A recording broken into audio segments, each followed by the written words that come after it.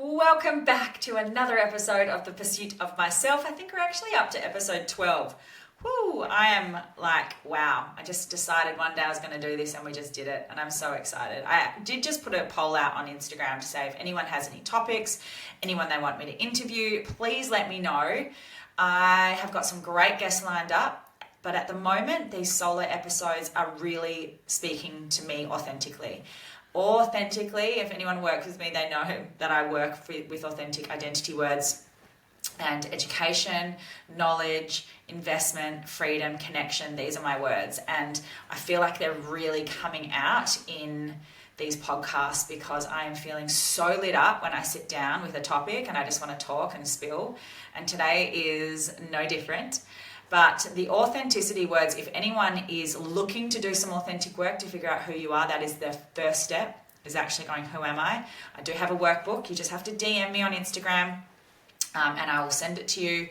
But the roadmap to your joy, which is what I'm feeling right now, is reliant on you committing to going, who am I and what do I want authentically?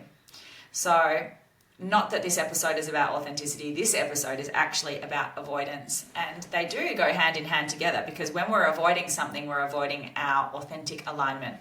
Our avoidance is being run by fear. But I'll get into that in a second. For me, a little life update. We are full steam ahead at the MiSELF Academy with lots of incredible things happening behind the scenes, which I'll probably leave maybe a week or two to tell you more about.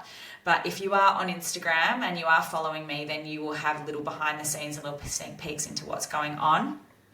I have just announced that I have a masterclass coming up and we have a program coming up and we have a rebrand coming up. And it's really, really bloody exciting. So now that the winter sport land has almost finished, we have a few finals coming up at the moment, which is super exciting, that I feel like I'm having a little bit more space to breathe. So I'm going to get stuck into this episode as I sit here on this blissfully winter day. What is it? With only a few days of winter to go. The cold snap is real. Let's get stuck into it and share. Let me know if you take anything from this. I would absolutely love to hear from you. Any comments, I'm happy to reshare. But yeah, let's go.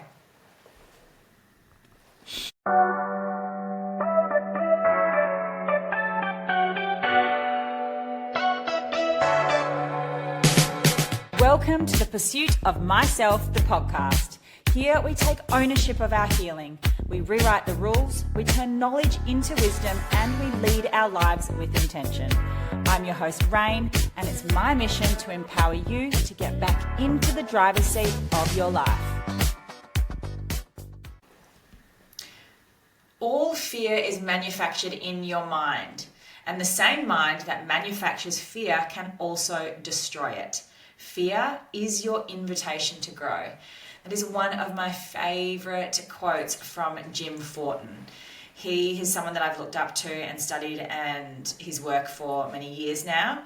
And he seems to nail the avoidance pattern on the head. What I want to get stuck in today is I would like you to walk away from this with a newfound perspective, a curiosity over the way that you show up, a curiosity over the decisions that you're making in your life, and a confidence that you can at least say, okay, what am I choosing? Or what am I avoiding? So avoidance is often fear in disguise, fear of what we might feel, fear of what we might realize, fear that if we slow down, we might fall apart. And that was me for so many years. I had this rule of don't sit on the couch in the middle of the day. One, because I knew I'd fall asleep. I was so exhausted and burnt out. And two, yes, it made me feel lazy. But what was I avoiding by stopping and slowing down? What part of myself, if I actually looked, would I not like? What part of myself would I want to change? What part of myself would I not be happy with? Or simply what part of myself would I realize I was choosing that was so out of alignment with myself? So here's though what I want you to know. When it comes to avoidance, and as you know, we all do it. If you sit there right now listening to this podcast and you're like, and I said to you, what are you avoiding? You might go, oh, what am I avoiding? I'm avoiding having a conversation. I'm avoiding seeing someone in the school pickup. I'm avoiding asking my child for something. I'm avoiding telling my parents something. I'm avoiding asking for the raise. All the obvious things come up. Right, but here's what I want you to know when it comes to avoidance. It's not the obvious things that are the hardest. It's the ones that creep in and eat away at you day in, day out, over and over again. Because whatever is under there is either too painful, or you feel like you won't be able to change it, or it might have you realize something that you don't want to know. But that is what we're talking about today. So avoidance can come in many forms. It is not weakness. Avoidance is actually protection. And your protection mechanism, your nervous system, works, and it makes sense when your system has to be in that survival mode for years. So your nervous system protects you by prompting you to avoid things, right? And when you've done it for years and years and years, it is protecting you from looking at the very thing that could actually change your life, actually make a difference. So avoidance isn't always obvious though. It often hides in what looks like coping or control mechanisms. So it can show up as, let me see if you resonate with this, over-functioning at home or at work. Avoidance can show up as saying, I'm fine, while inside, internally, you're emotionally shutting down. Avoidance is obsessing over the small things to avoid the real things. And for any of my controllers out there that have to control and obsessed over the tiny little things in life to feel safe, I am looking and talking to you right now. So staying in control because change feels threatening is another way that we avoid feeling like we are out of control, or feeling like we don't know what's coming up, or feeling like someone else is not going to do it better than us. And avoidance can look like avoiding rest because being still, being alone, being in your own company can feel really unsafe. So if you are recognizing yourself in any of that, I'd like you just to stop and pause. If you're driving, do not close your eyes. If you're sitting, shut your eyes for a little second. And just take a really big deep breath. Because I don't want you to judge yourself for avoiding. This is not an opportunity to tell yourself off. But this is actually an invitation to get really, really honest with yourself. Because clarity starts with noticing what's really happening in your life. Clarity starts by noticing what's really happening beneath the surface. Clarity starts by giving yourself permission to get radically honest with what is going on in your life.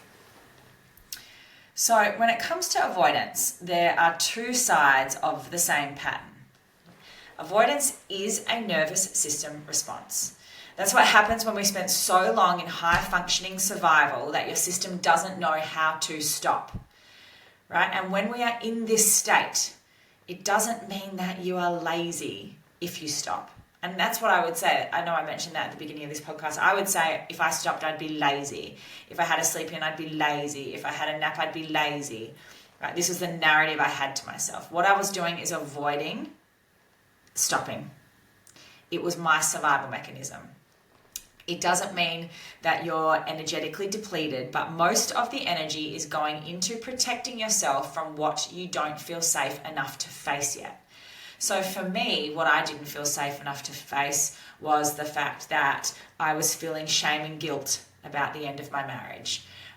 For me, the fact that I didn't want to face the fact that, I was completely in scarcity constantly.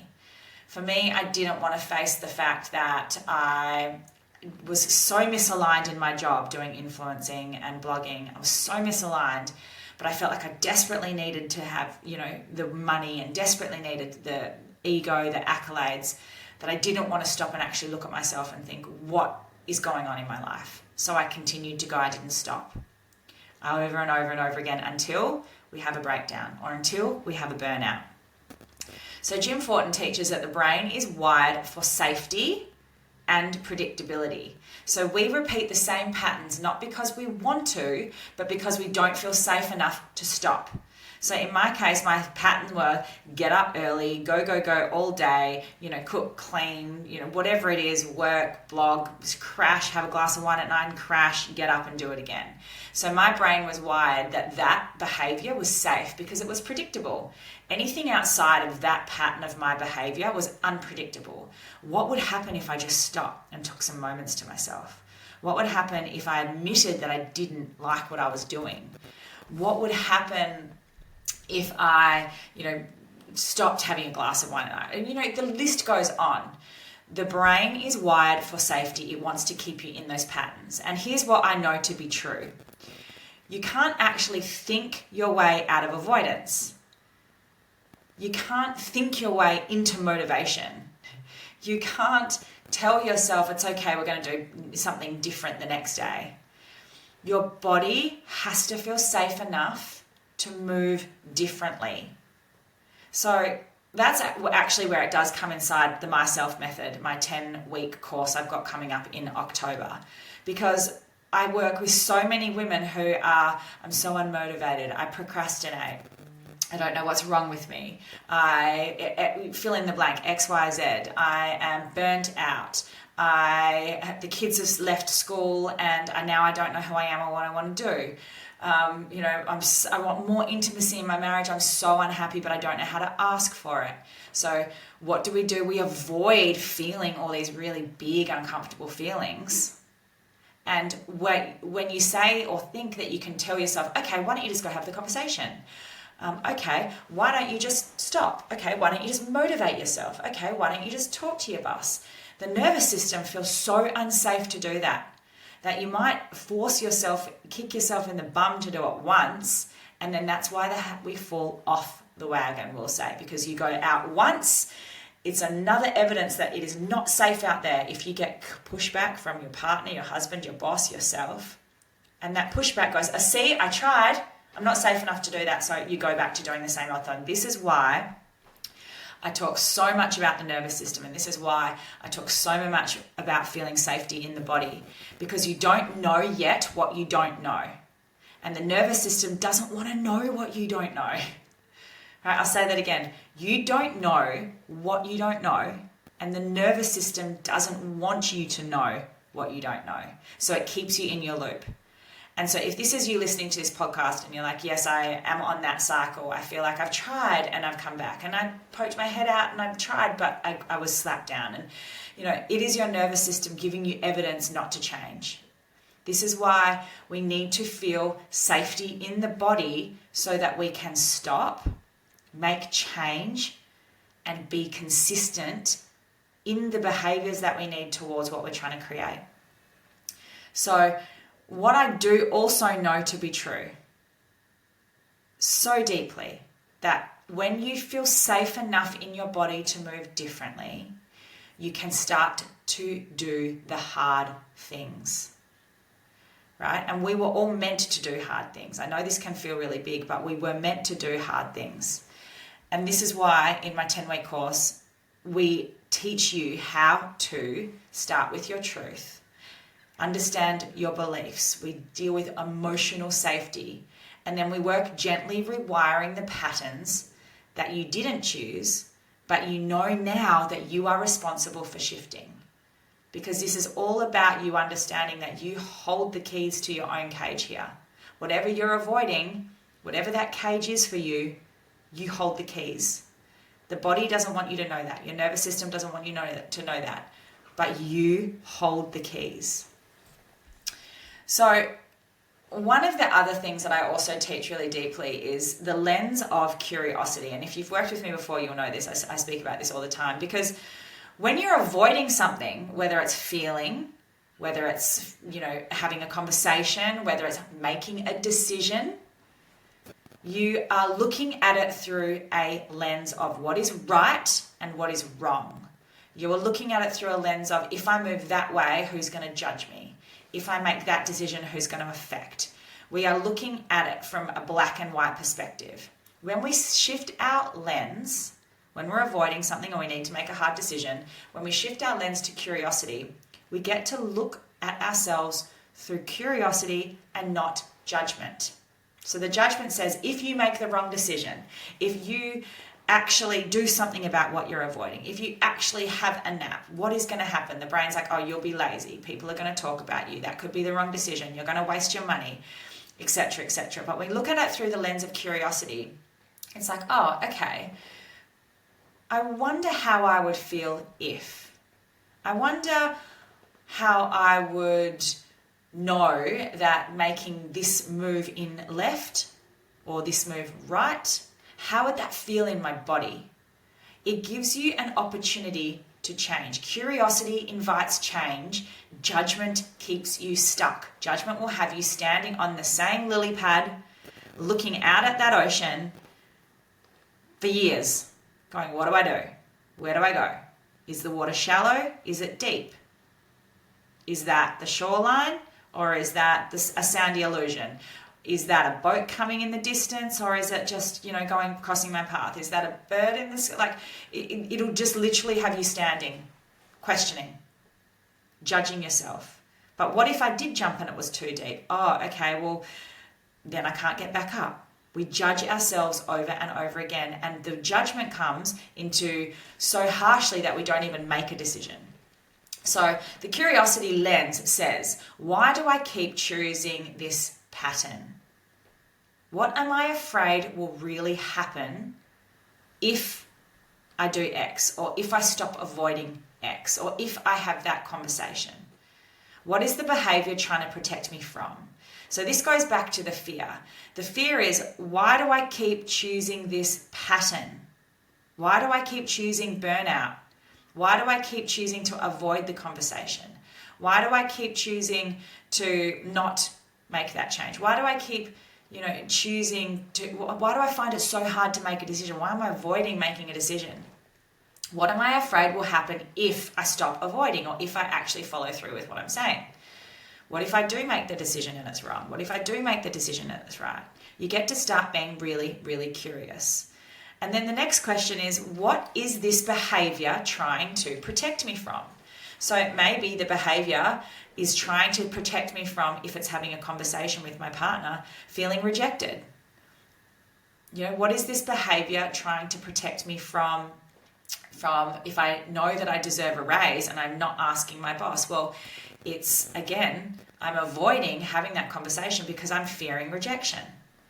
I'm fearing getting told no. I'm fearing that I've done so much work on my self-worth that if I get a no, I'm going to feel knocked down again. And I don't want to go back. So I'm avoiding feeling knocked down when I've done so much work.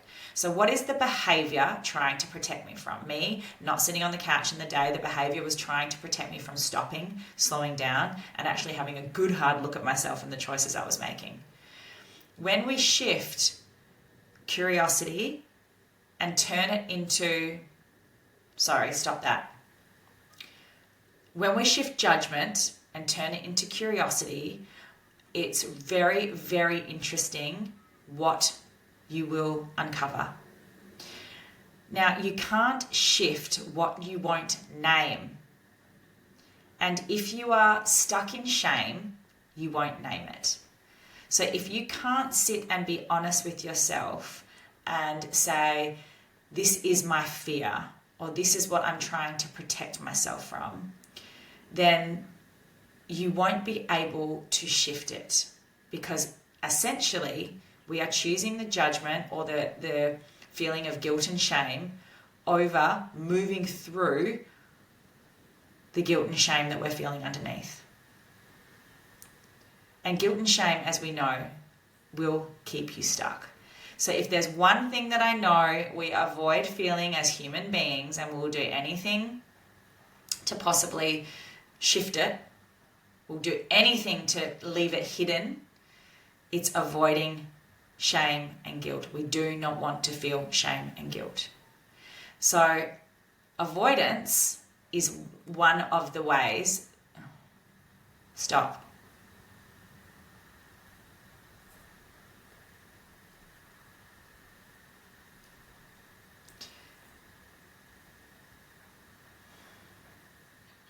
So naming the behavior that you're trying to protect yourself from, whether it's feeling rejected, whether it's knowing that if you're going to go have this conversation with your partner, you already feel like you are going to be abandoned, whether it's you've done something wrong and you don't want to fess up because you don't want to see the other person hurt. Whatever this is for you, what you are avoiding is owning you. It is the reason, it is the way that you rock up to your life every single day. And if you can't name it, what you're avoiding, if you can't name the behavior or the feeling that you're avoiding, you won't name it if you are stuck in shame. So let's talk about, we could bring this back to someone cheating on someone and they feel real shame about their behavior.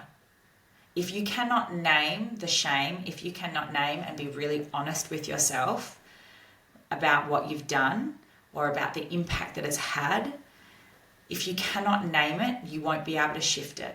And that is what will bubble up underneath and actually leak out and infect the rest of your life. It'll infect your relationships. It'll infect your career. It'll infect your abundance. It'll affect your happiness. It'll infect your joy.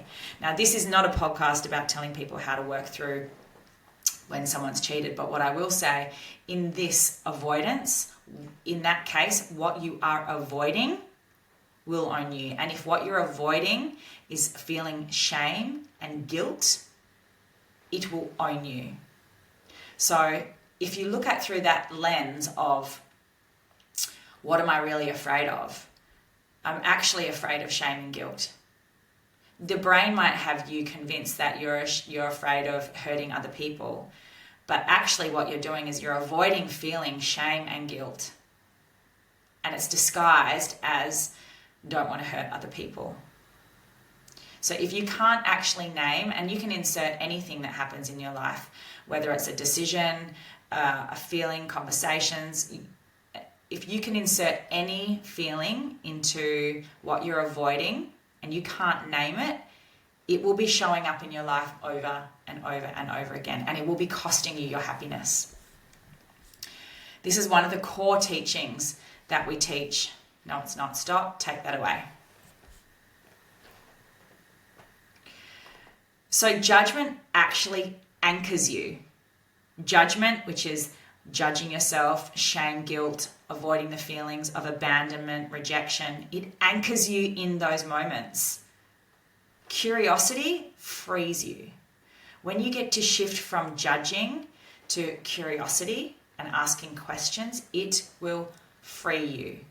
This is another one of the core teachings inside the MiSELF Method, because when you get to meet yourself with curiosity, you soften the nervous system.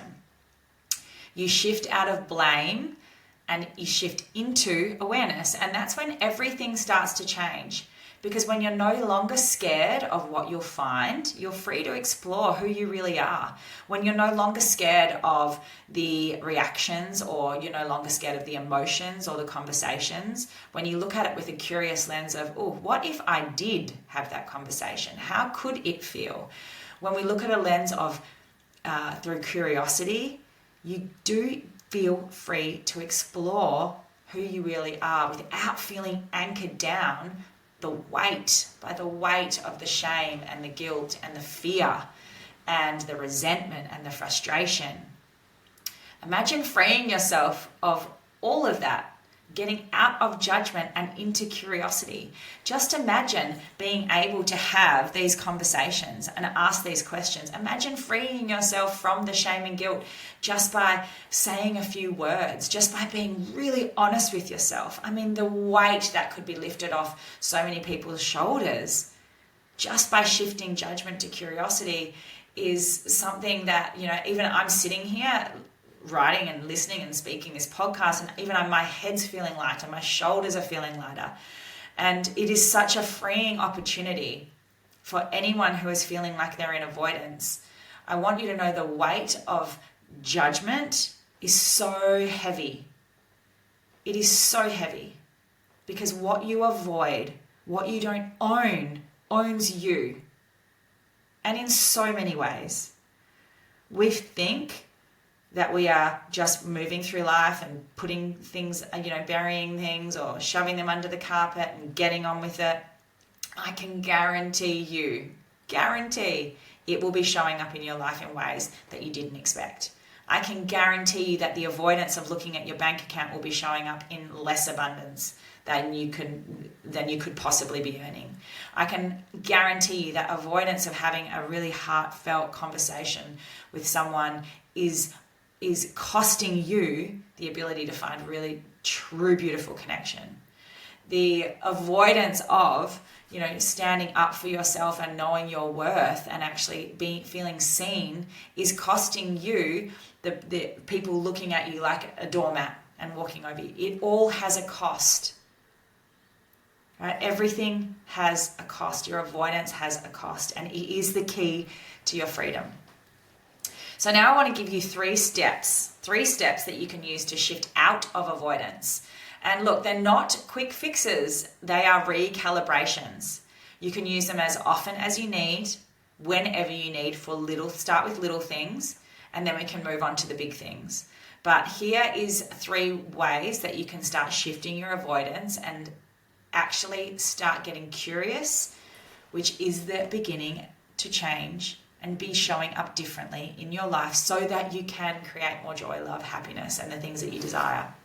So 1, let's do this. Get radically honest with your fear. What am I avoiding?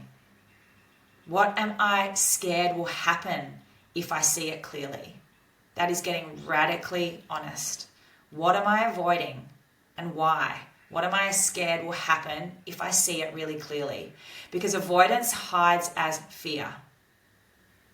Fear of judgment, fear of failure, fear of loss of control, fear of having clarity sometimes, fear of success. That feels too hard to hold. So what are you avoiding and why? What is the fear behind what you're avoiding? Just start getting radically honest with that fear. When we start getting radically honest, the fear starts to lose its grip, right? When we can name it, it starts losing its power. We may not have solved it yet, but we just need to see it. So get radically honest. Okay, the second step is to start creating safety in the body. This is the nervous system work. This is really the key. How can I show my nervous system it's safe to pause? How can I feel safe to feel? Or even just to rest today. So this is where we start going into the body. You will know that you're avoiding because the body will be telling you. How do you show your nervous system that it's safe? And the way that you can do this, I teach all my students about meditation and I've got reset techniques that we do in the morning. We've got reset techniques that we do during the day. But avoidance is not about willpower and telling yourself to do something. It is about avoidance is about the dysregulation that you feel in the body. So sometimes the micro safety or the nervous system just needs one breath, one deep breath in, one different, moment in between, one pause. And just give yourself and your body a moment to trust that you will be safe. And the reason I know I bang on a little bit about meditation is what happens if you can sort of think about meditation as giving your nervous system a rest. When we rest our nervous system, when we remind our nervous system about what it's like to be held and nourished and looked after, then it does want to start going back to that state. And it does want to start tapping back into that state during the day. So it's like training. It's like going to the gym when you train a muscle. The meditation does the exact same thing for your nervous system. Okay, number 3, choose aligned action from what you desire, from your identity, from your authenticity, and not from the pattern.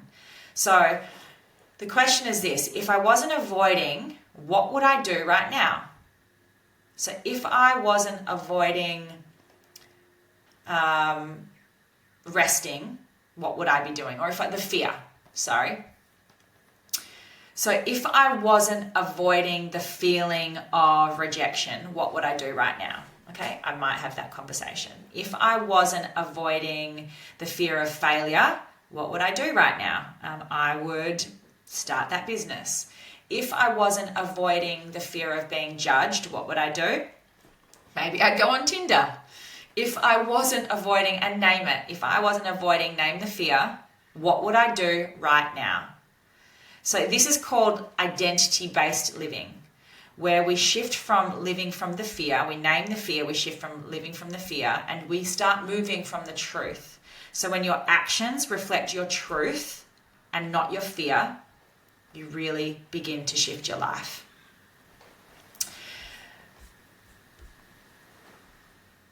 So a lot of this work we do in the MiSELF Method. I know it's hard. I give you lots of little tangibles. I give you lots of education on these podcasts and on my Instagram. But when it comes to actually integrating the steps, it really does come down to how serious and how ready are you actually about changing your life.